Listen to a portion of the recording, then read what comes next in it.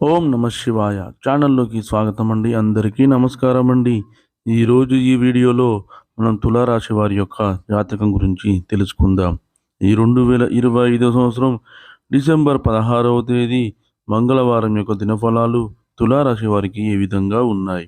ఈరోజు దినఫలాల ప్రకారం రాత్రి 7 గంటల లోపు మీరు ఒక పని చేస్తే కనుక మీ శత్రువు మీ ముందు తల వంచుతాడు. అయితే మీరు ఏ పని చేయడం ద్వారా మీ శత్రువు మీ ముందు తల వంచుతారు? మీరు అక్కడ ఇక్కడ జ్యోతిష్యం చెప్పించుకొని అలసిపోయారా? ఒక్కసారి ఈ గురువు గారికి కాల్ చేసి మాట్లాడండి. ఓం శక్తి జ్యోతిష్యాలయం. మీకు ఏ సమస్యలు ఉన్నా గుడిలో ప్రత్యేకమైన పూజలు చేయబడును. మీ సమస్యకు పరిహారం చెప్పబడును. భార్యాభర్తల సమస్యలు, ప్రేమ సమస్యలు, కుటుంబ సమస్యలు, కోరుకున్న అమ్మాయి లేదా అబ్బాయి రావడానికి ప్రత్యేకమైన వశీకరణం చేయబడును. ఇంకా ఎటువంటి సమస్యలు ఉన్నా పూజారి గారిని సంప్రదించండి. పూజారి గారి వాట్సాప్ నెంబర్ 8125199068. నమ్మకంతో కాల్ చేయండి. మీ సమస్యలకు సరైన పరిష్కారాన్ని కనుగొనండి. అలాగే ఎటువంటి అనుకూల, ఎటువంటి ప్రతికూల పరిస్థితులు ఈరోజు దినఫలాల్లో తులారాశి వ్యక్తులకు కనిపిస్తున్నాయి. ప్రతికూలతను అనుకూలంగా మార్చుకోవడానికి ఈ యొక్క తులారాశి వ్యక్తులు ఏం చేయాలి? ఎటువంటి దేవతారాధన వీరికి మేలు చేస్తుంది? ఈ పూర్తి అంశాలన్నీ కూడా ఈరోజు ఈ వీడియోలో మనం వివరంగా తెలుసుకుందాం. అయితే వీడియోలోకి వెళ్ళే ముందు ఫ్రెండ్స్ మాదొక చిన్న రిక్వెస్ట్ అండి. మీరు గనక మా ఛానల్ని ఇంతవరకు సబ్స్క్రైబ్ చేసుకోకపోతే వెంటనే సబ్స్క్రైబ్ చేసుకోండి. అలాగే పక్కనే ఉన్న గంట సింబల్ మీద ఆల్ అప్డేట్స్ అని క్లిక్ చేయండి. అప్పుడే మేము అప్లోడ్ చేసే ప్రతి వీడియోకి మీకు నోటిఫికేషన్ అనేది వస్తుంది. నోటిఫికేషన్ రాగానే మీరు వీడియో ఓపెన్ చేసి మీ రాశి గురించి, మీ జాతకం గురించి తెలుసుకోవచ్చు. ఇక ఏమాత్రం ఆలస్యం చేయకుండా వివరాల్లోకి వెళ్తే గనక కుంభరాశి అనేది రాశి చక్రంలో 11వ రాశి.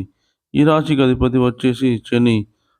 అయితే ఈరోజు గ్రహస్థితుల వివరాలు కనుక గమనించినట్లయితే డిసెంబర్ 16వ తేదీ మంగళవారం యొక్క ఉదయం తులారాశి నడుము శుక్రగ్రహం తన స్వరాశి అయిన తులారాశిలోనే ఉన్నాడు. ఇది అత్యంత శుభ సూచకం. శుక్రుడు తులారాశి యొక్క అధిపతి కావడంతో ఈరోజు మీరు చేసే ప్రతి ప్రయత్నం వెనుక దైవానుగ్రహం మీకు తోడుగా ఉంటుంది. శని గ్రహం కుంభంలో సజీవంగా ఉన్నాడు. ఇది మీ యొక్క పంచమ స్థానంలో ఉంది. అంటే జ్ఞానం, సృజన శక్తి పెరుగుతాయి. కుజుడు కన్యలో ఉండడం వల్ల కొంచెం ఆవేశం, దూకుడు పెరుగుతుంది. కానీ ధైర్యాన్ని కూడా ఇస్తుంది. గురువు వృషభంలో ఉండడం వల్ల ధనప్రాప్తి సూచనలు కూడా స్పష్టంగా కనిపిస్తున్నాయి.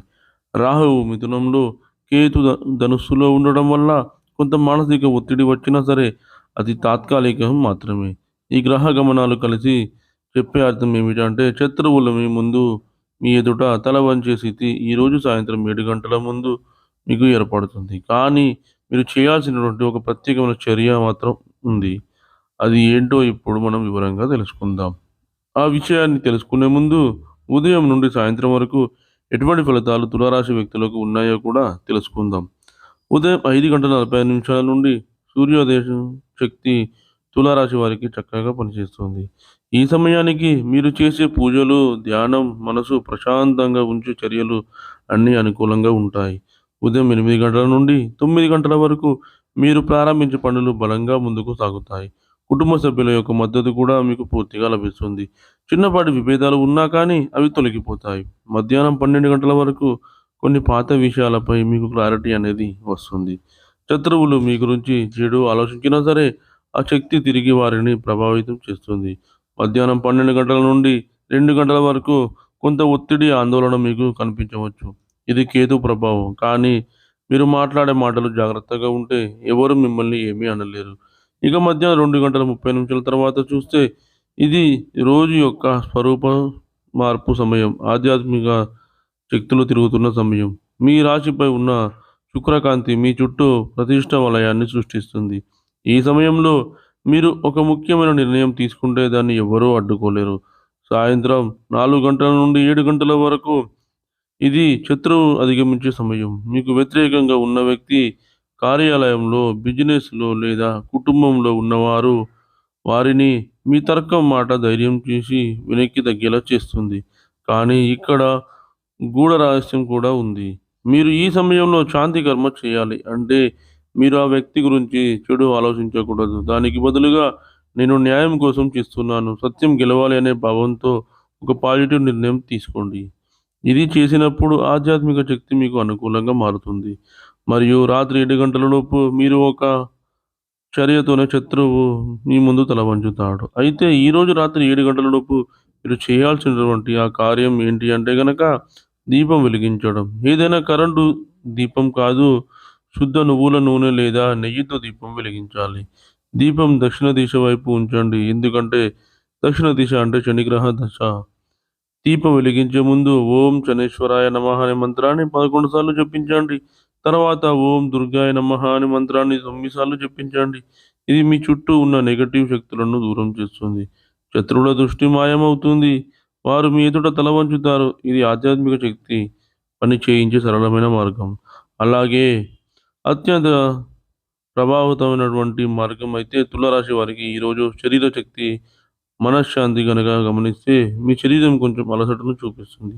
కుజుడి ప్రభావం వల్ల మీరు అనవసరమైన వాదనలో పడే అవకాశం కూడా ఉంది. దీన్ని నివారించేందుకు తేలికపాటి ఆహారం తీసుకోండి. ఎక్కువగా నీరు తాగండి. పచ్చ రంగు వస్త్రాలు ధరించండి. ఎందుకంటే ఇది శుక్రుడికి చాలా ఇష్టమైన రంగు.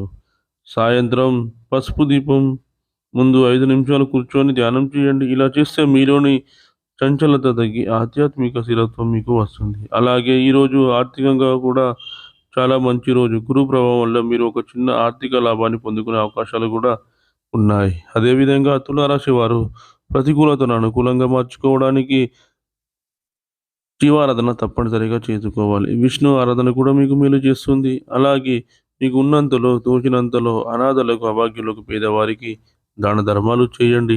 వారికి దుప్పట్లు, గొడుగులు, పాదరక్షకులు దానంగా ఇవ్వండి. ఇలా చేయడం వలన మీ కష్టాలన్నీ తొలగిపోయి మీ ఆర్థిక స్థితి అనేది మెరుగుపడుతుంది.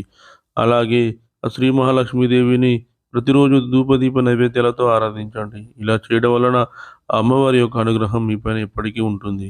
చూశారు కదండి ఫ్రెండ్స్ ఈ వీడియో కనుక మీకు నచ్చినట్లయితే లైక్ చేయండి, షేర్ చేయండి. మరిన్ని మంచి మంచి వీడియోల కోసం మన ఛానల్ని ఇప్పుడే సబ్స్క్రైబ్ చేసుకోండి.